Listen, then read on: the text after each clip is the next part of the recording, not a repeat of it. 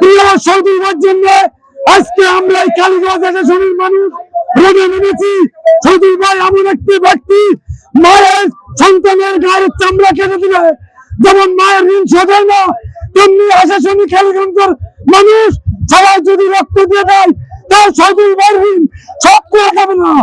তাই আমি তারেক রহমানের কাছে বলতে চাই, আপনি অবিলম্বে এই সিটটি সৌদি ভাইকে দিয়ে দেন। অবশ্যই সৌদি ভাইকে দিলি অবশ্যই ধানের শীষ বিজয় হবে।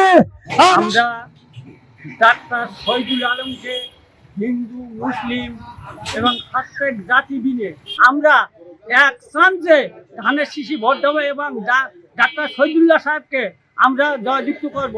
যাই কিছু করি আমরা ডাক্তার শহীদুল্লাহকে যেভাবে জয়যুক্ত হইয়ে বেরিয়ে যেতে পারে।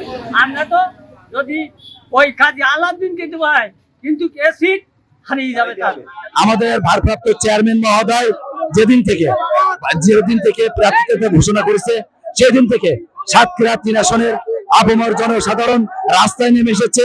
তাদের একটাই দাবি, সাতক্ষীরা 3 আসনে যিনি দীর্ঘদিন ধরে কাজ করেছেন, সাতক্ষীরা বাসীকে যিনি 30 বছরের অধিক সেবা দিয়ে যাচ্ছেন, সেই প্রিয় নেতা প্রিয় সেবক ডাক্তার শহীদুল আলমকে মনোনয়ন না দেওয়ায় দলীয় নেতা কর্মীর সাথে আপামর জনগণ রাস্তায় নেমে এসেছে।